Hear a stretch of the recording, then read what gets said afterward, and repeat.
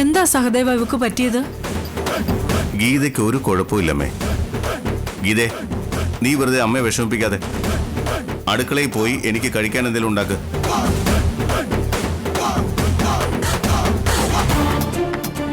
എന്താ നീ എന്നെ ഇങ്ങനെ നോക്കുന്നത്? ഇത്രയും നാള് ഞാൻ നിന്നെ അനുസരിച്ചില്ലേ, ഇനി നീ എന്നെ അനുസരിക്കും. ഗീത അനുസരിക്കും, അതെനിക്ക് ഉറപ്പാ. ആ പിന്നെ എനിക്ക് നല്ല ഒന്നാന്തരം നെയ് റോസ്റ്റും ചട്നിയും വേണം.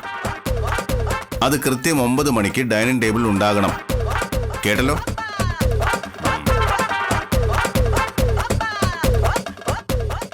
ഇവനെന്തൊക്കെ ഈ പറഞ്ഞിട്ട് പോയത്?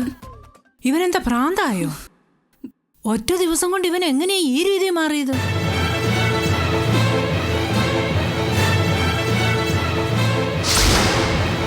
അനന്തോനെ കാണാനില്ലെന്നോ? അതെ അമ്മേ, ഇന്നലെ രാത്രി മുതൽ അനന്ത് മിസ്സിംഗ്. മൊബൈല് ഞാൻ വിളിച്ചു നോക്കി, സ്വിച്ച് ഓഫാ. പോകാവുന്നിടത്തൊക്കെ ഞാൻ തെരഞ്ഞു, അവിടെ എങ്ങും അനന്ത് എത്തിയിട്ടില്ല. അയ്യോ,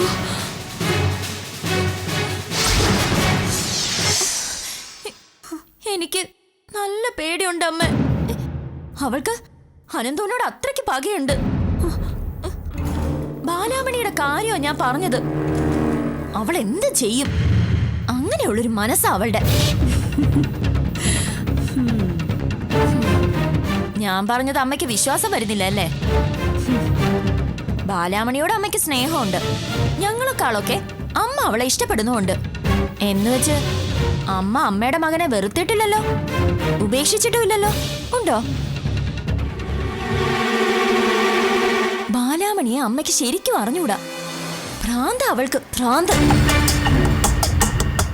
ഞാൻ അമ്മയ്ക്ക് ബോധ്യപ്പെടുത്തി തരാം. എന്റെ കൂടെ ഒന്ന് വന്നാ മാത്രം മതി. എവിടേക്ക്? അമ്മ വാ വാ. അമ്മ കണ്ടോ? മരിച്ചുപോയ കുഞ്ഞിന്റെ ഉടുപ്പുകൾ കഴുകി ഉണക്കി സൂക്ഷിക്കുന്ന ഒരു സ്ത്രീ. അതാ ബാലാമണി.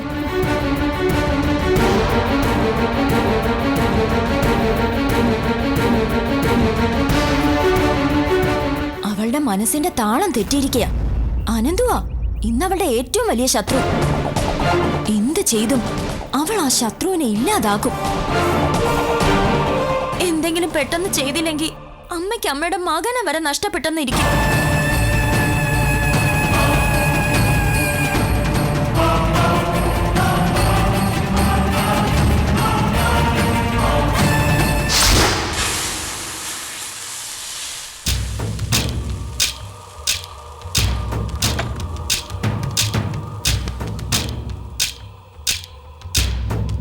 എടുത്തി ഇത് എന്തായി കാണിക്കുന്നേ?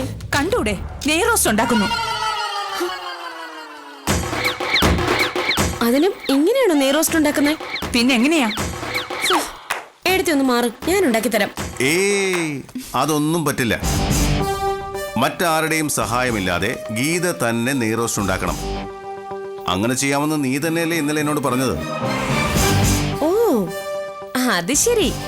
അങ്ങനെയാണെങ്കിൽ എടുത്തി തന്നെ ഉണ്ടാക്കിക്കോ. എനിക്കിതൊന്നും അറിയില്ല. അതൊക്കെ താനേ പഠിച്ചോളും. തന്റെ കൈകൊണ്ടുണ്ടാക്കിയ ആഹാരം കഴിക്കാനുള്ള കൊതി കൊണ്ടാണല്ലോ ഞാനിങ്ങനെ വാശി പിടിക്കുന്നത്. സമയം കളയണ്ട, പെട്ടെന്നുണ്ടാക്ക്.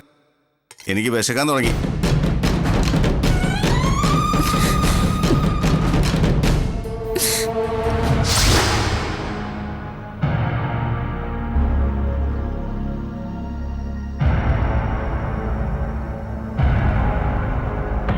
ഉണർന്നോ?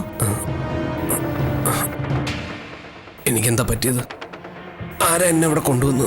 ചെറുപ്പമല്ലേ, എന്തിനാ ഇങ്ങനെ കുടിച്ചു നശിക്കുന്നത്? ഞാൻ ചോദിച്ചതിന് നിങ്ങൾ ഉത്തരം പറ. ഇന്നലെ എന്താ നടന്നതെന്ന് എനിക്ക് ഓർമ്മയില്ല, അതുകൊണ്ടാ ചോദിക്കുന്നത്. കുടിച്ചു ബോധമില്ലാതെ റോഡ് ക്രോസ് ചെയ്യാൻ ശ്രമിച്ചപ്പോ തന്നെ ഏതൊരു വണ്ടി ഇടിച്ചിട്ടു. ആരോ മനഃപൂർവ്വം ചെയ്തതാണെന്നാ പറയുന്നേ. തന്റെ ഭാഗ്യത്തിന് ജോലിയും കഴിഞ്ഞു വരുന്ന ഒരു പെങ്കൊച്ചത് കണ്ടു. അവൾ ആളെ വിളിച്ചു കൂട്ടിയതുകൊണ്ടാ തന്റെ ജീവൻ തിരിച്ചു കിട്ടിയത്. അല്ലായിരുന്നെങ്കിൽ ആ വന്നവര് തന്നെ കൊന്നേനെ. ഇതിപ്പോ പേടിക്കാനൊന്നുമില്ല, കൈക്ക് ചെറിയൊരു മുറിവല്ലേ ഉള്ളൂ. തന്നെ സഹായിക്കാൻ ദൈവമായിട്ട് പറഞ്ഞു വിട്ടതാ ആ പെങ്കൊച്ചിന്.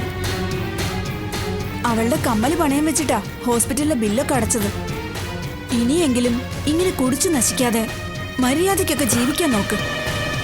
എന്നിട്ട് ആ പെൺകുട്ടി എവിടെ? ആ കുട്ടി കുറച്ചു മുമ്പേ പോയി. തനിക്ക് കുഴപ്പമൊന്നുമില്ലാന്ന് ഞങ്ങൾ പറഞ്ഞപ്പോഴാ പോയത്.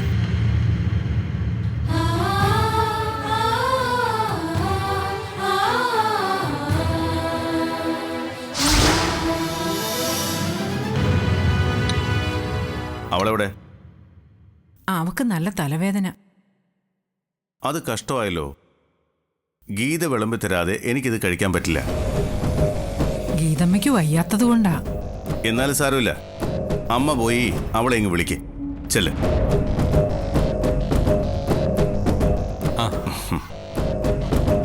ഇന്ന് ഗീതയുടെ പാചക കഴിച്ചു നോക്കിയിട്ട് രണ്ടാളും അഭിപ്രായം പറയണം.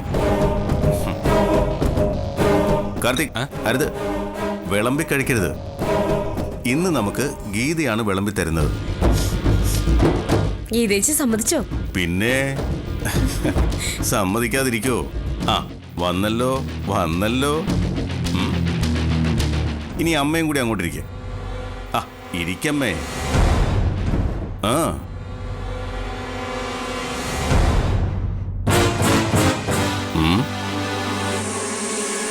അല്ല, ഇതെന്താ ഇങ്ങനെ?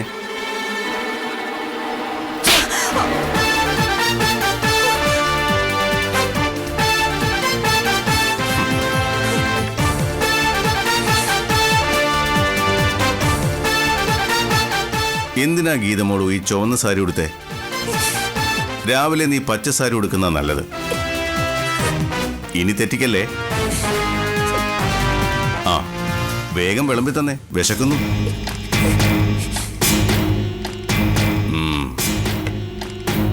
ആ, ഇങ്ങോട്ട് വന്ന് വിളമ്പടി.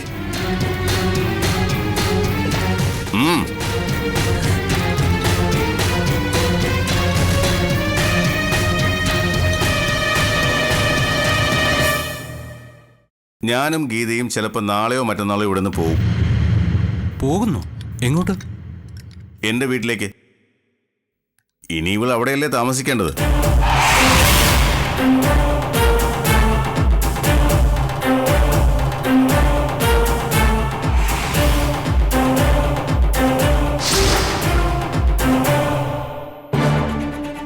അമ്മ എന്താ ഒന്നും പറയാത്തത്? അനന്തു എവിടെയുണ്ടെന്ന് ബാലാമണിക്ക് അറിയാം. അമ്മ ചോദിച്ചാലേ അവളത് പറയൂ. ബാലാമണിയെ ഞാൻ ചോദ്യം ചെയ്യണം. അനന്ത് എവിടെയുണ്ടെന്ന് പറയിക്കണം. അതാണ് നിങ്ങളുടെ ആവശ്യം. ശരി, ആയിക്കോട്ടെ. നിങ്ങൾക്ക് അങ്ങനെ ഒരു വിശ്വാസം ഉണ്ടെങ്കിൽ അതിലെത്രമാത്രം സത്യം ഉണ്ടെന്ന് എനിക്കും കൂടി അറിയണമല്ലോ. അപ്പോ അമ്മയ്ക്കും ബാലാമണിയെ സംശയം ഉണ്ടല്ലേ? അതെന്തായാലും നന്നായി. അല്ല, എപ്പോഴും കുറച്ച് സംശയമുള്ളത് നല്ലതല്ലേ അമ്മ? വളരെ നല്ലതാ. അനന്തുവിനെ കാണാനില്ലെന്ന് അറിഞ്ഞിട്ടും ബാലാമണി അനന്തുവിനെ അപകടപ്പെടുത്താൻ എന്തോ ചെയ്തിട്ടുണ്ടെന്ന് ഞാൻ പറഞ്ഞിട്ടും അമ്മയ്ക്ക് എന്താ ഒരു കുലുക്കോ ഇല്ലാത്തത്? ബാലാമണി എന്തായാലും ഈ വീട്ടിൽ തന്നെ ഉണ്ടല്ലോ. നിങ്ങൾ പറഞ്ഞ ഈ ആരോപണങ്ങളൊക്കെ സത്യമാണോന്ന് ഞാനൊന്ന് ചോദിക്കട്ടെ. ഇനി ഞാൻ ഇവിടെ നിന്നാ ശരിയാവില്ല. ഞാനേ ബാലാമണിക്ക് ചായ എടുക്കാവേ. എന്തിനമ്മ എന്നെ വിളിപ്പിച്ചത്? ചോദിക്കമ്മേ, അനന്തു എവിടെയാണെന്ന് ഇവളോട് ചോദിക്ക്. ഇവൾക്കതറിയാം. എന്റെ അമ്മ ഇവള് പറയുന്നത് അമ്മ വിശ്വസിക്കുന്നുണ്ടോ? വിശ്വസിക്കാതിരിക്കേണ്ട കാര്യമൊന്നുമില്ലല്ലോ. നിനക്ക് എന്റെ മകനോട് അടങ്ങാത്ത പകയുണ്ട്. അവനെ നശിപ്പിക്കാൻ വേണ്ടി നീ എന്തും ചെയ്യും. ഇന്നലെ മുതൽ അവനെ കാണാനില്ല. നീ അവൻ എന്താ ചെയ്തതെന്ന് എനിക്കറിയണം. അമ്മേ,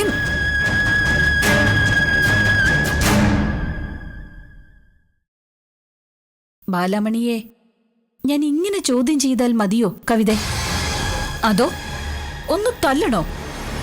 അതായിരിക്കുമല്ലോ നീ പ്രതീക്ഷിക്കുന്നത്.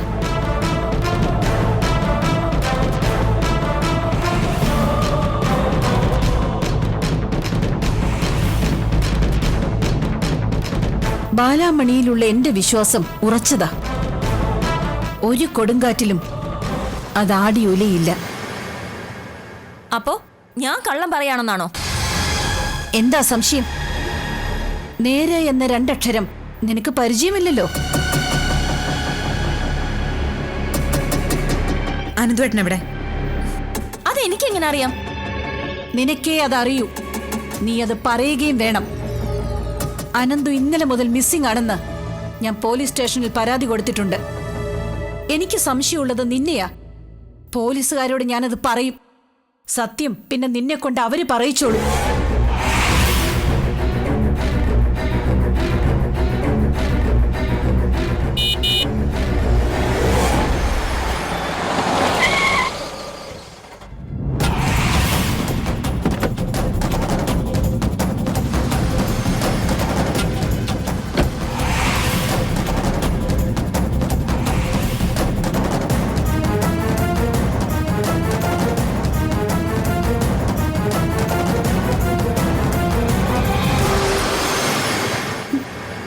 എന്താടാ ഇത്? എന്തു പറ്റി? എങ്ങനെയാ നിന്റെ കൈ മുറിഞ്ഞത്? എവിടെയായിരുന്നു നീ ഇന്നലെ? അതമ്മേ, എനിക്ക് ചെറിയൊരു ആക്സിഡന്റ് പറ്റി. കണ്ടോ, ഇപ്പൊ ഞാൻ പറഞ്ഞത് സത്യമാണെന്ന് ബോധ്യമായല്ലോ. ആ ആക്സിഡന്റിന് പിന്നിൽ ഇവള് തന്നെയാ. അല്ല, എൻ്റെ അശ്രദ്ധ കൊണ്ട് പറ്റിയതാ, അല്ലാതെ മറ്റാരുടെയും കുറ്റമല്ല.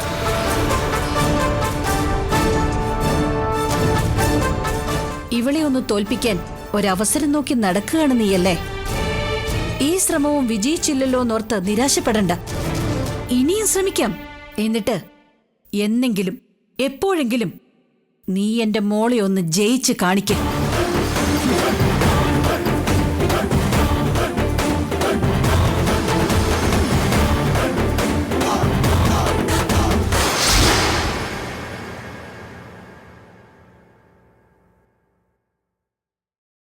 മനുഷ്യൻ ഇത്രയ്ക്ക് കോമൺ സെൻസ് ഇല്ലാതെ പെരുമാറരുത്.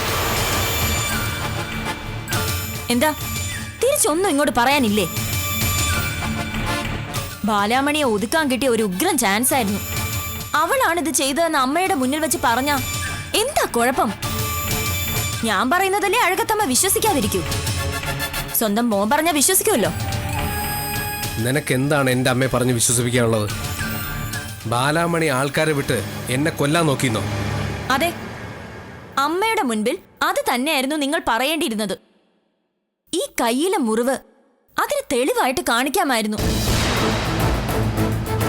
കവിതേ, എന്നെ ഒരാൾ കൊല്ലാൻ ശ്രമിച്ചു എന്നുള്ള കാര്യം നേരാ. പക്ഷേ അത് ബാലാമണിയല്ല. സ്വബോധമില്ലാതെ കിടന്ന എന്നെ ഏതോ ഒരു പെൺകുട്ടിയാണ് ഹോസ്പിറ്റലിൽ എത്തിച്ചത്. ആ പെൺകുട്ടി കാരണമാണ് ഞാനിന്ന് ജീവനോടെ ഇരിക്കുന്നത്. ആരാണ് എന്നെ കൊല്ലാൻ ശ്രമിച്ചതെന്ന് നീ ചോദിച്ചില്ലല്ലോ. ബാലാമണി അല്ലാതെ ചെയ്തെങ്കിൽ പിന്നെ ആരാണ് ആ കൊലയാളിയെന്ന് നിനക്കറിയണ്ടേ? ആരായിരുന്നു അത്? സോളമൻ.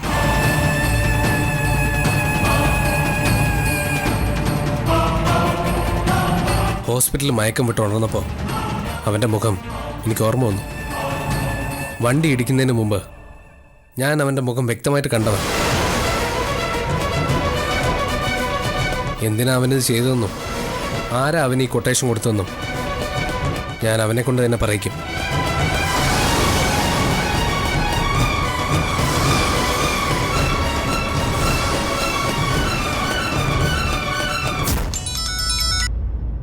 ഹലോ. അനന്തുവിന്റെ മരണം അറിയിച്ചുകൊണ്ട് സോളമന്റെ ഒരു കോൾ ഞാൻ പ്രതീക്ഷിച്ചു. പ്ലാനിങ്ങിൽ ചെറിയൊരു പിഴവ് പറ്റി. അത് കുഴപ്പമില്ല. ഇനി ഒരിക്കൽ കൂടി എനിക്ക് പിഴയ്ക്കില്ല. അതിന് ഇനിയൊരവസരം അനന്ത് സോളമന് തന്നില്ലെങ്കിലോ? എന്നുവെച്ചാ ഇതിന്റെ പിന്നിൽ ഞാനാണെന്ന് അനന്തുവിന് സംശയമുണ്ടോ? സംശയമല്ല, കൊല്ലാൻ നോക്കിയത് സോളമൻ തന്നെയാണെന്ന ഉറച്ച വിശ്വാസമാ അനന്തുവിനുള്ളത്. അനന്തു സോളമനെ കണ്ടു എന്ന് അനന്തു പറഞ്ഞോ? അല്ലാതെ ഇക്കാര്യം ഞാൻ പിന്നെ എങ്ങനെ അറിയുന്നത്? അത് ഞാനായിരിക്കില്ല എന്ന് കവിതയ്ക്ക് പറഞ്ഞുകൂടായിരുന്നോ? കവിത പറഞ്ഞ അനന്തു എന്തും വിശ്വസിക്കുമല്ലോ. അത് പണ്ട്. ഇപ്പോ ഞാൻ സോളമനെ സപ്പോർട്ട് ചെയ്ത് എന്തെങ്കിലും പറഞ്ഞ അതോടെ ഇക്കാര്യത്തിൽ എന്റെ ഇൻവോൾവ്മെന്റിനെ കുറിച്ചുകൂടി അനന്തു സംശയിക്കാൻ തുടങ്ങും. അപ്പൊ പിന്നെ ഇനി എന്താ ചെയ്യാ? തൽക്കാലം വേറൊന്നും ചെയ്യാനില്ല. ഒരു കാരണവശാലും സോളമൻ അനന്തുവിന്റെ മുൻപിൽ പോയി പെടരുത്. അങ്ങനെ സംഭവിച്ച ഇതിന്റെ പിന്നിലെ ചരട് വലികൾ എന്റേതായിരുന്നുവെന്ന് സോളമനെ കൊണ്ട് അനന്ത് പറയിപ്പിക്കും. അതുകൊണ്ട് സൂക്ഷിച്ചോണം. ശരി, ഞാൻ ശ്രദ്ധിച്ചോളാം. ഇനി ഒരിക്കൽ കൂടി ബാലാമണിയുടെ മുൻപിൽ തോൽക്കാനുള്ള സാഹചര്യം സോളമനായിട്ട് എനിക്ക് ഉണ്ടാക്കി വെക്കരുത്.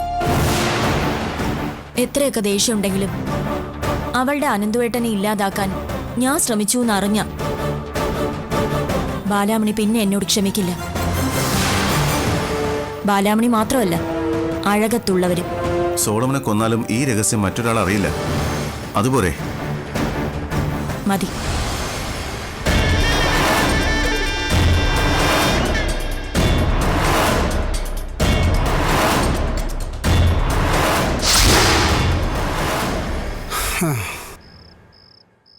ഓ, വലിയ നിർബന്ധമൊന്നും കാണിക്കാതെ ഇന്ന് എന്തായാലും അവൻ കിടന്നുറങ്ങി. എന്നാ പിന്നെ നീ പോയി ചോറ് വിളമ്പ്, നേരത്തെ കിടന്നുറങ്ങാലോ. എൻ്റെ പൊന്നു രുക്മിണി, നീ ഇങ്ങനെ ആലോചിച്ച് കൂട്ടാതെ. ഇത് കാണുമ്പോൾ എനിക്ക് പേടിയാ. നീ പോയി ചോറ് വിളമ്പ്.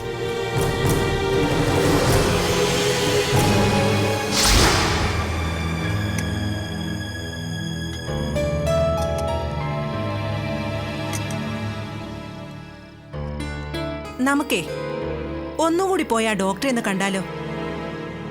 കുറച്ച് കാശും കൂടി ചോദിച്ചു നോക്കാം. നീ നടക്കുന്ന കാര്യം വല്ലതുകൊണ്ടേ പറ. ഇനി അവരോട് കാശ് ചോദിക്കാൻ ഞാൻ പോവില്ല. എന്താ പോയാലേ? നമുക്കൊരു 50,000 കൂടി വേണോന്ന് പറ.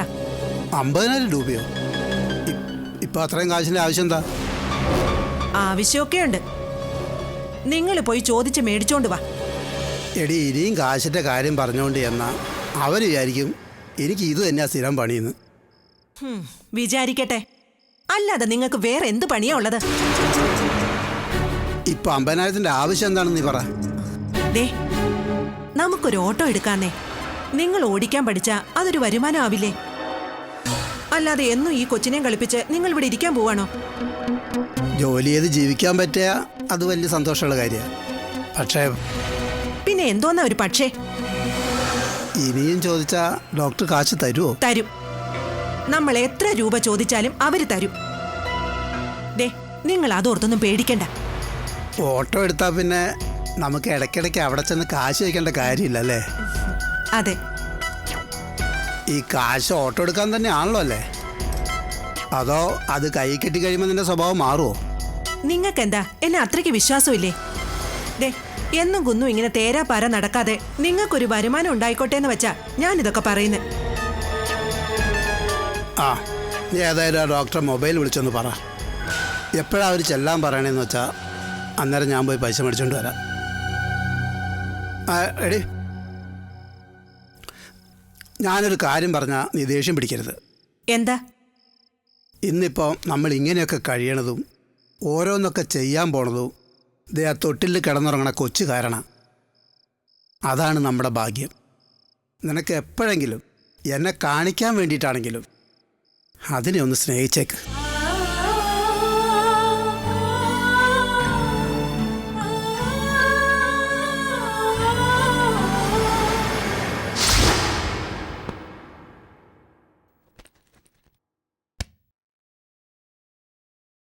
അയാൾ എന്നെ കുറിച്ച് എന്താ വിചാരിച്ചിരിക്കുന്നേ?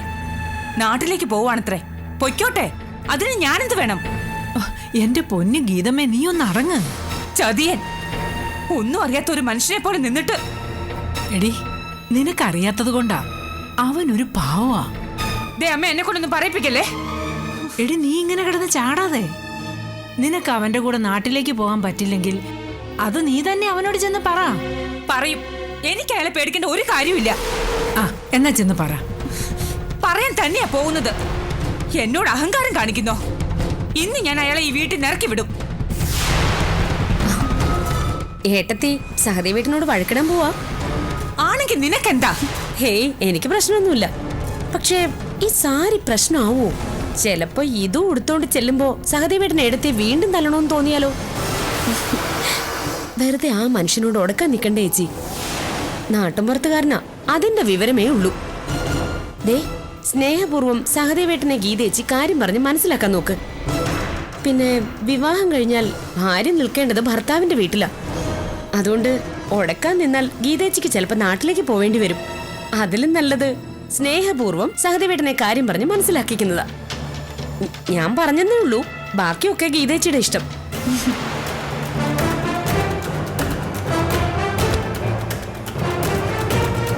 എടി, മഹാ അഹങ്കാരിയാണെങ്കിലും ഇപ്പൊ അവള് പറഞ്ഞിട്ട് പോയതിൽ ഇത്തിരി കാര്യമുണ്ട്. നീ ചെന്ന് നല്ല 2 വാക്ക് പറഞ്ഞാൽ സഹദേവന്റെ മനസ്സലിയും. അതിനെ ഈ ഗീതമ്മ രണ്ടാമത് ജനിക്കണം. സഹദേവന്റെ ഒപ്പം പോകേണ്ടി വന്ന അന്ന് ഈ ഗീതമ്മ തൂങ്ങിച്ചാവും.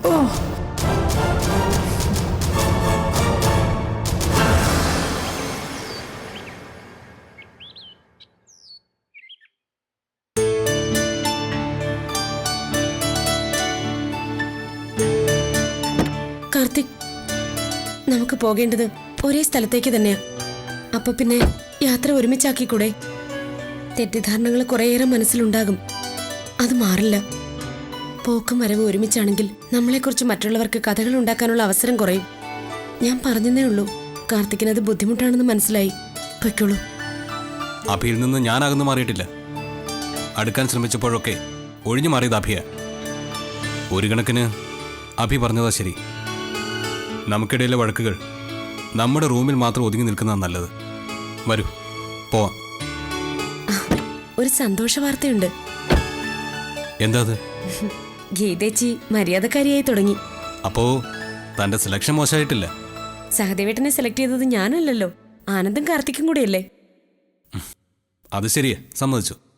എന്നാലും ഗീതേച്ചിയെ വരച്ച വരെ നിർത്താൻ സഹദേവനെ പോലെ ഒരാളെ കൊണ്ട് കല്യാണം കഴിപ്പിക്കാവുന്ന ഐഡിയ തന്നെ തൻ്റേതല്ലായിരുന്നോ? അതെന്തായാലും വർക്കൗട്ടായി. താൻ കയറിക്കോ.